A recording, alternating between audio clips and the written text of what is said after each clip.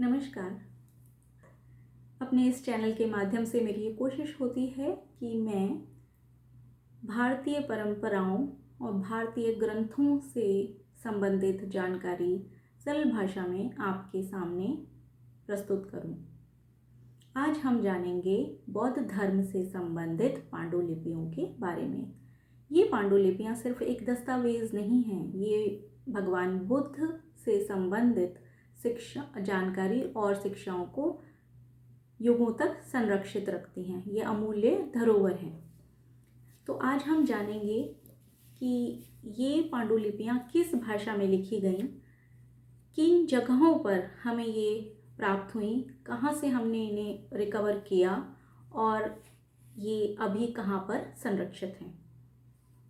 मूलतः इन पांडुलिपियों को भाषाओं के आधार पर हम देखें तो हम इन्हें 4 भाषाओं में विभाजित कर सकते हैं। कुछ और भी भाषाओं में ये लिखी गई, पर मूलतः जितने हमें उनकी प्रतियां मिली उसके आधार पर इनको हम देखते हैं। तो पहली भाषा है पाली भाषा में लिखी गई पांडुलिपियां, गांधारी या प्राकृत भाषा में लिखी गई पांडुलिपियां, संस्कृत भाषा में लिखी गई पांडुलिपियां और चीनी भाषा में लिखी हुई पांडुलिपियां। पाली भाषा में जो पांडुलिपि लिखी गई वो हमें श्रीलंका, म्यांमार और थाईलैंड से प्राप्त हुई। ये ताड़पत्र पर लिखी गई हैं और ये 1st सेंचुरी BC के आसपास के पांडुलिपि इनका का अनुमान लगाया गया है कि ये उस समय की हैं। श्रीलंका में थेरावड़ा ट्रेडिशन बुद्धिस्ट ट्रेडिशन है जो इन पाली भाषा की में लिखी गई पांडुलिपियों को संरक्षित जिन्होंने रखा हुआ है। इनकी एक ऑनलाइन लाइब्रेरी भी है जहाँ पर ये इनके कंटेंट को डिजिटलाइज्ड फॉर्म में या ट्रांसलेट करके वहाँ पे अपलोड किया हुआ है और वो उनकी ऑनलाइन लाइब्रेरी हम सब के लिए एक्सेसिबल है। दूसरी भाषा है गांधारी भाषा या प्राकृत भाषा में भी वहाँ है और ये हमें प्राप्त हुई थी पाकिस्तान और अफ़गानिस्तान में। एक जगह है गिलगिट जो पहले गांधार प्रांत से जाना जाता था। उस जगह पे एक गांव नवपुर नाम से गांव में ये हमें प्राप्त हुई। करीबन 1931 में एक एक्सकेवेशन किया गया उस जगह पे, तो ये हमें बुद्धिस्ट मैन्युस्क्रिप्ट्स वहाँ पे मिले। ये खरोष्टी स्क्रिप्ट में लिखे गए मैन्युस्क्रिप्ट्स हैं और इनको भी हम आंका जाता है कि ये 1st सेंचुरी BC से 7th सेंचुरी तक के डॉक्यूमेंट्स हैं, पांडुलिपियां हैं। ये अभी नेशनल आर्काइव म्यूज़ियम दिल्ली में मिल जाएंगे और ये श्रीनगर में भी म्यूज़ियम है जहाँ पर लाइब्रेरी है, वहाँ पे ये अवेलेबल हैं। इनको वहाँ पे रखा गया है। गिलगिट में प्राप्त जितनी भी पांडुलिपियां हैं इन्हें यूनेस्को ने वर्ल्ड हेरिटेज के लिस्ट में रखा गया है। तीसरा जो भाषा है वो है हमारी चाइनीज़ भाषा में प्राप्त पांडुलिपियां। ये पांडुलिपियां हज़ारों साल तक चाइना में एक दुहांग केव है वहाँ पर बंद रहीं और उनको 1900 में ईस्वी में अचानक से ये वहाँ पे जो केव्स हैं उनके कर्मचारियों को मिली।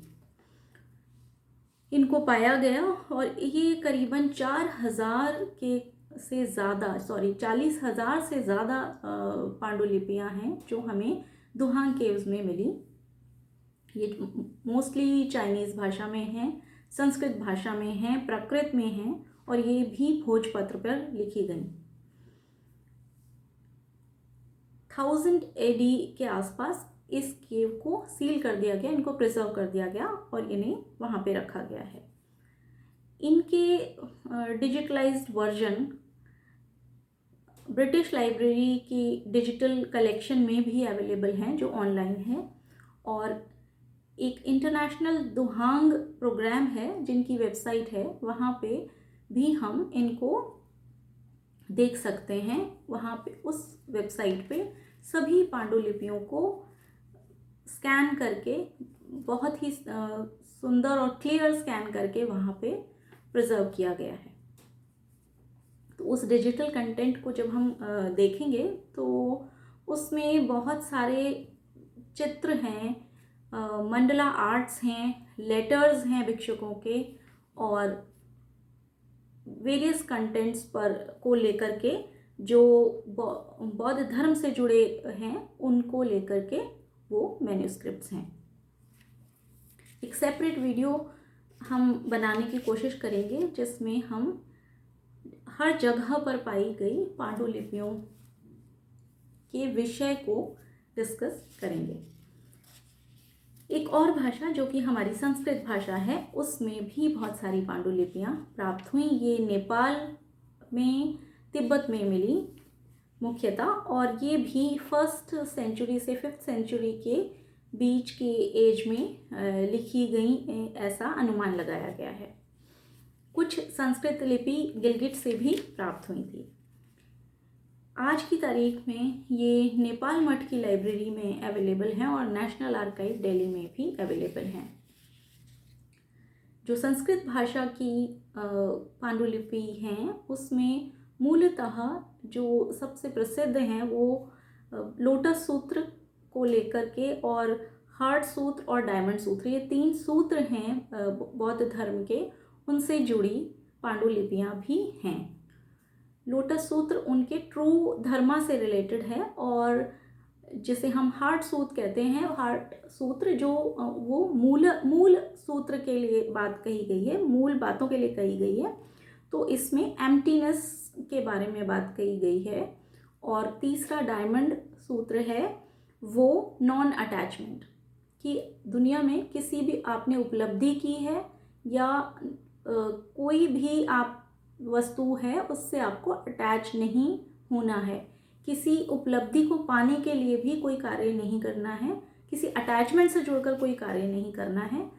तो 8फोल्ड पाथ जो भगवान बुद्ध का था उसमें था राइट इंटेंट भी एक था, कि सही मानसिक और नई सही माइंडफुलनेस के साथ उसको किया जाएगा।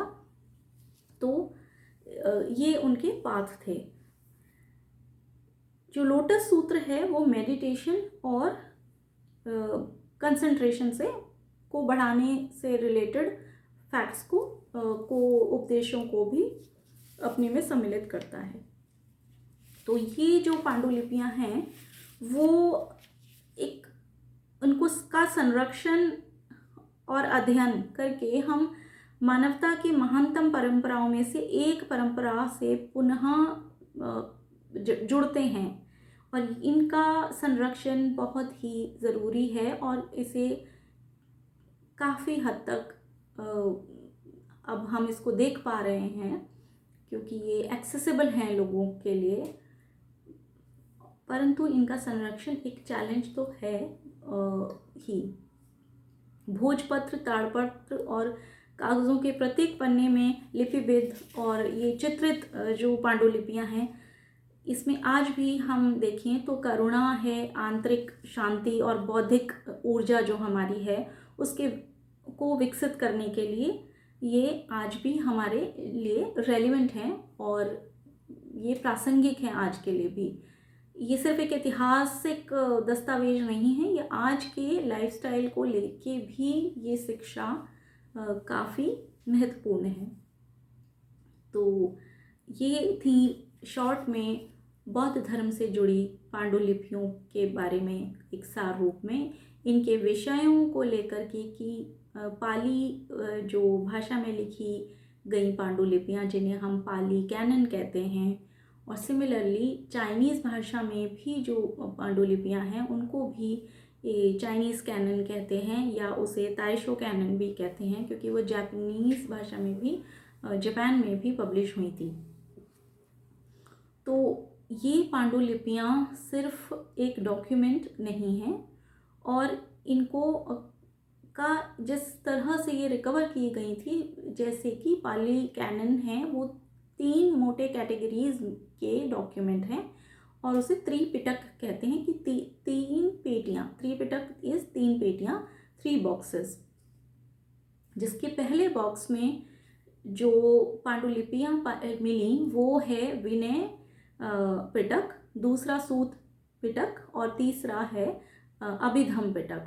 जो पहला है विनय पिटक, वो बौद्ध भिक्षुकों को दिए गए निर्देशों से संबंधित है, और बौद्ध भिक्षुकों के समाज को संचालित सुचारू रूप से चलाने के लिए जो नियम और जो इंस्ट्रक्शंस दिए थे भगवान बुद्ध ने, वो उसमें हैं विनय पिटक में।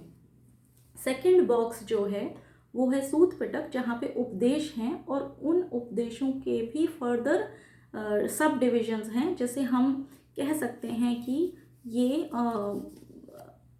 उनको लेंथ वाइज देखते हुए, डॉक्यूमेंट्स को देखते हुए उनको अलग अलग 5 कैटेगरीज में बांटा गया है, जिसमें सबसे पहले है उसमें जिसमें भगवान बुद्ध के परिनिर्वाण, जब उन्होंने शरीर को त्यागा तो उस समय की जानकारी वो प्रस्तुत करते हैं। दूसरे इसमें ये भी कुछ पांडुलिपियां हैं जिसमें वो भगवान बुद्ध से संबंधित उपदेश, जो उन्होंने उपदेश दिए, वो उसमें लिखित हैं। और एक और उसी में डिवीजन है जहाँ पे वहाँ वो उपदेश सब्जेक्ट वाइज भी दिए गए हैं, और कुछ उपदेश नंबर क्रमांक डाल के दिए गए हैं। उसी में एक कैटेगरी और है जहाँ पे जिसे खुदक निकाय कहते हैं, वो शॉर्ट फॉर्म में हैं, छोटे कहानियों के रूप में भी हैं, जिसे में धर्म से रिलेटेड धर्मपद कहते हैं, और उसमें जातक टेल्स जैसे हैं, जातक कहानियाँ हैं, वो भी उसी में के अंतर्गत आती हैं। तो विभिन्न विषयों को उस वक्त लिपिबद्ध किया गया और उनको क्लासिफाई भी बहुत अच्छी तरीके से किया गया था, और हमारी प्राचीन सभ्यता को तो हमारे सामने रखते हैं, उस विचारधारा को हमारे सामने रखते हैं। ये सारे पांडुलिपि के थ्रू ही हम ये जान पाते हैं, और ये आज भी अगर उन सभी शिक्षाओं को, बौद्ध भगवान द्वारा दी गई शिक्षाओं को आज हम देखें तो वो आज भी हमारे लिए रेलिवेंट हैं, चाहे वो उनके 8 फोल्ड पाथ हों या उनके मेडिटेशन और अपनी कंसंट्रेशन को बढ़ाने के लिए दिए गए निर्देश या गाइडेंस हों। और तीसरा जो हमारे दार्शनिक विचार हैं या हमारे नॉन अटैचमेंट वाली थ्योरीज़ हैं कि किसी से चीज़ से अटैच नहीं होना, यही मुक्ति के लिए ज़रूरी है। तो ये फिलॉसफीज़, ये दार्शनिक उपदेश भी आज भी रेलिवेंट हैं। तो वो आज की वीडियो में बौद्ध धर्म के जुड़ी विषयों पे इतना ही। अगले वीडियो में शायद कुछ और अच्छे और रोचक विषयों को मैं लेकर आऊँगी।